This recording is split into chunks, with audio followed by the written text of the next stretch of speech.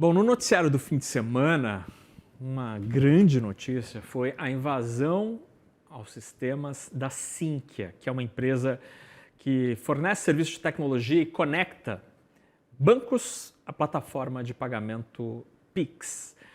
Acredita-se que esse ataque alcançou dimensões maiores do que foi divulgado inicialmente. Os valores desviados, que inicialmente foram calculados ali em 400 milhões de reais, poderia chegar até 1 bilhão de reais.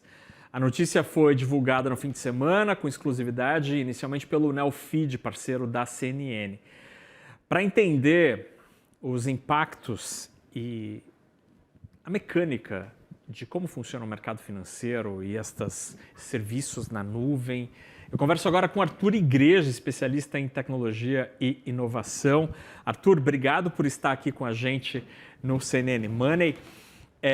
Primeiro eu queria te ouvir sobre o que faz uma empresa como a Sinqia, que não é conhecida do público em geral, né, de quem faz Pix por aqui, pelo telefone celular, mas é uma empresa que é muito importante para muitas instituições financeiras. Me conta um pouco como funcionam estas várias empresas que estão em camadas que a gente não vê necessariamente. Boa tarde. Boa tarde. Então, Naka, o que acontece é o seguinte, nem todas as empresas, eu estou falando aqui das instituições financeiras, elas desenvolvem toda a tecnologia que elas usam, né? Então, as pessoas associam o sistema financeiro a poucos bancos, mas a realidade é muito diferente, felizmente, né? Então, nós já tivemos um grande problema no Brasil de excesso de concentração. Então, o que acontece é o seguinte, o Banco Central, ele tem o papel de administrar, de reger não só a política cambial, mas a política monetária, mas a própria moeda. E também ele é responsável por essa camada tecnológica que é o Pix, né? Então, daí, dentro desse arranjo, nós temos as instituições financeiras que são participantes, eu estou falando de bancos, cooperativas de crédito, fintechs, bancos digitais, e só aí nós já temos centenas de empresas. E nem todas as empresas, como eu mencionei, desenvolvem a própria tecnologia. Então, elas contam com empresas de tecnologia que são parceiras. Então, você vai aumentando esse perímetro e esse perímetro vai ficando cada vez mais frágil, porque você tem, então, o Banco Central, centenas de instituições e elas vão contratando serviços de tecnologia para poder operar um dos serviços, que é o Pix. E essa empresa foi atacada. Então, como ela tem acesso à instituição financeira e às suas contas de liquidação, e ela tem acesso à comunicação com o Banco Central, é ali que os golpistas conseguiram atacar de um modo muito parecido com aquilo que aconteceu recentemente, um outro ataque que também envolveu uma empresa de tecnologia parceira, que também resultou em centenas de milhões de reais que foram afetados. E aí, é claro, não são as contas de pessoa física ou jurídica, são as contas entre as instituições financeiras, o que não deixa de ser menos grave. Então, é bizarro isso acontecer num espaço de tempo tão curto. No outro caso, a investigação foi relativamente rápida, mas, ao meu ver, ainda inconclusiva. Nós não tivemos total transparência com o que aconteceu. E aqui inicia-se uma nova investigação para descobrir o que aconteceu. Mas o fato é que quando você tem similaridades tão grandes e impactos tão intensos, porque eu sempre gosto de fazer o comparativo com o mundo físico, né? Imagina se nós tivéssemos a notícia de que o cofre de um banco foi acessado e de lá levaram alguma coisa entre 400 milhões e 1 bilhão de reais. Seria a notícia do século. Só que como o dinheiro, ao longo do tempo, ele se digitalizou, parece que essas coisas são amenizadas e nossa, é tremendamente grave. Arthur, então o que se sabe até agora, as informações ainda são reduzidas, mas o que se sabe até agora deste ataque dessa semana e do anterior, que você muito bem lembrou, diz respeito a quê? Os ladrões, os criminosos conseguiram entrar nos sistemas dessas empresas que prestam serviço ao sistema de pagamentos brasileiro, ao SPB, ou enfim, às instituições financeiras, e de lá foi subtraído o dinheiro e ele é enviado de que forma e para onde? Olha só, o que aconteceu no primeiro ataque é que a investigação aponta que teve a colaboração de um funcionário, o que torna a história ainda mais perigosa, porque imagina só, se uma pessoa é corrupta dentro de uma dessas empresas que é parceira, se isso for o suficiente para acessar o sistema do Pix, quer dizer, ele é muito frágil, né? Então, foi isso que aconteceu aparentemente no primeiro caso, né? Uma pessoa, ela foi abordada pelos criminosos, eles fizeram lá alguns pagamentos, a pessoa forneceu o seu usuário e senha da empresa de tecnologia, com isso eles acessaram o sistema de tecnologia e o que eles chamaram, né, de um acesso às credenciais. O que que isso quer dizer na prática? É usuário e senha. Conseguiram se passar ali por uma pessoa que trabalhava supostamente nessa empresa e aí conseguiram operacionalizar, conseguiram colocar ordens de transferência dessas contas, que são contas, uma espécie de reservatório, uma espécie de caderneta entre as instituições, né? Porque nós temos esse balanço de pagamentos. Em um dia tem mais pessoas que transferem da instituição A para B e no outro dia do B para A. Então você tem essa conta aí para anotar isso, né? Para manter esse equilíbrio no sistema. Pois bem, o que eles conseguiram fazer nessa ocasião? Eles conseguiram acessar esse dinheiro e lembrando, como o dinheiro é digital, não adianta eles conseguirem acessar a conta de um banco ou de uma instituição, porque se eles simplesmente levarem isso para uma outra conta, continua dentro do Banco Central. Então, eles teriam que converter isso em outra coisa. Como é que faz isso? Ou sacando em espécie, né? Porque daí você tem a posse do dinheiro e você perde a rastreabilidade. E hoje em dia, o que eles tentam fazer? Eles tentam converter em criptomoeda. E aí alguns criticam, então o problema são as criptomoedas. Muito pelo contrário. No primeiro caso, justamente quem levantou a mão durante a madrugada e percebeu um movimento que estava longe de ser normal foram as exchanges, que são as empresas responsáveis por fazer o quê? Converter reais, né, o dinheiro do sistema financeiro brasileiro, em criptomoedas. Afinal, elas precisam reportar isso. Olha, teve uma empresa ou teve uma pessoa que tentou converter X milhões em criptomoedas e tentar levar isso para outro lugar, né? Então, normalmente nesses casos, eles tentam ser muito rápidos e tentam fazer o maior número possível de operações para ao longo do tempo ir tentando quebrar essa rastreabilidade. Então foram as exchanges que perceberam um movimento anômalo, né? Completamente fora do normal, seja pelos montantes ou pelo horário.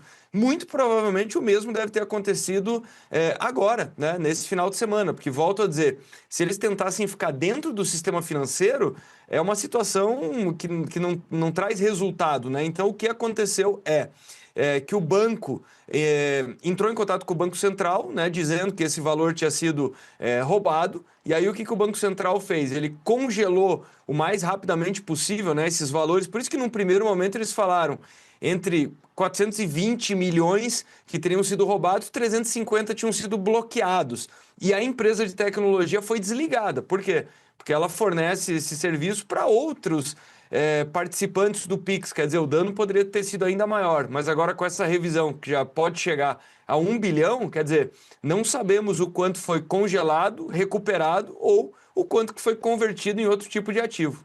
E Arthur, do ponto de vista conceitual, enquanto este dinheiro digital, que ainda não é o Drex, né? Ele não tem características de fato de rastreabilidade, mas enquanto este registro de R$1, outro real, está dentro do sistema financeiro, está dentro dos sistemas que, em tese, são monitorados pelos bancos e pelo Banco Central, em termos conceituais, esse dinheiro ele poderia ser rastreado ou não?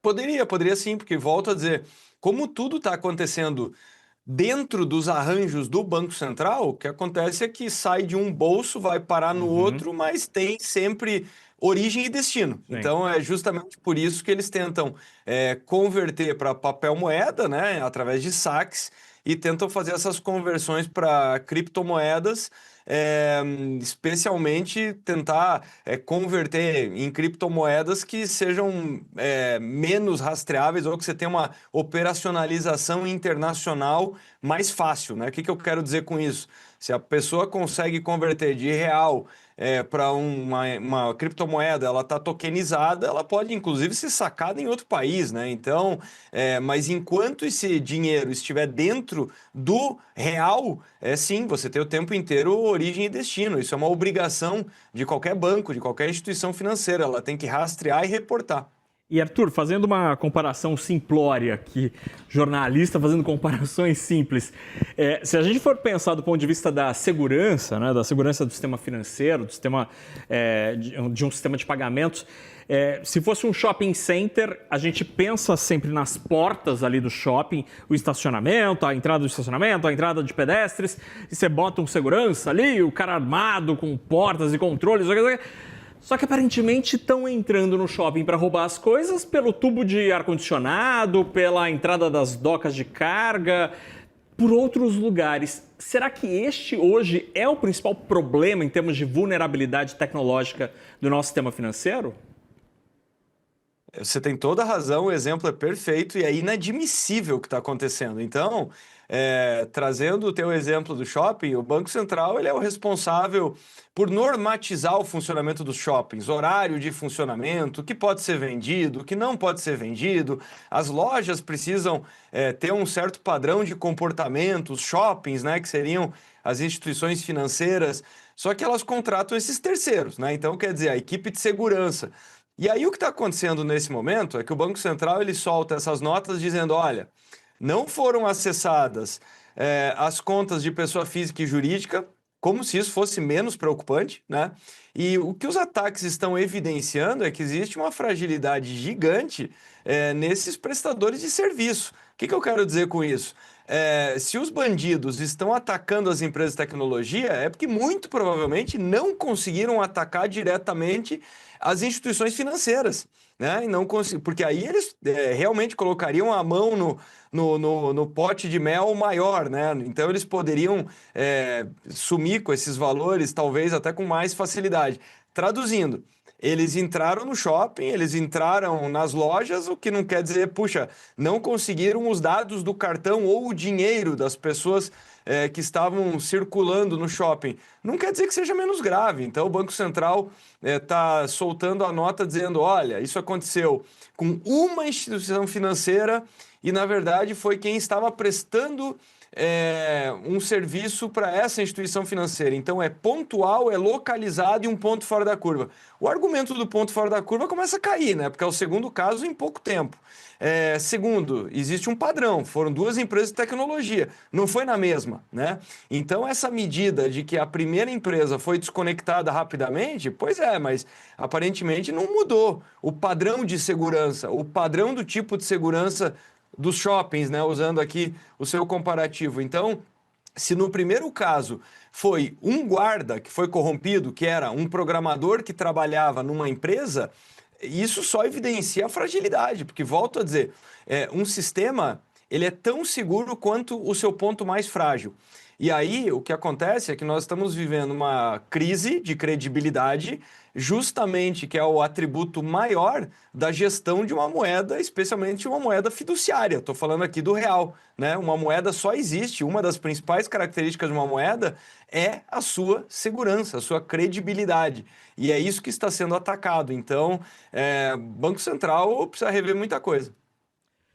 Arthur, esse argumento realmente não para em pé. As pessoas físicas ou as empresas não tiveram suas contas atingidas, pelo contrário, roubaram no atacado, minha gente, levaram muito mais, assim, não foi um roubo no varejo. Arthur Igreja, especialista em tecnologia e inovação. Arthur, obrigado pela conversa, obrigado por aclarar este assunto que parece tão complexo, mas que nas suas explicações fica simples de entender e quão preocupante é essa história. Obrigado mesmo, boa semana, meu caro. Obrigado igualmente, até a próxima. Tchau, tchau.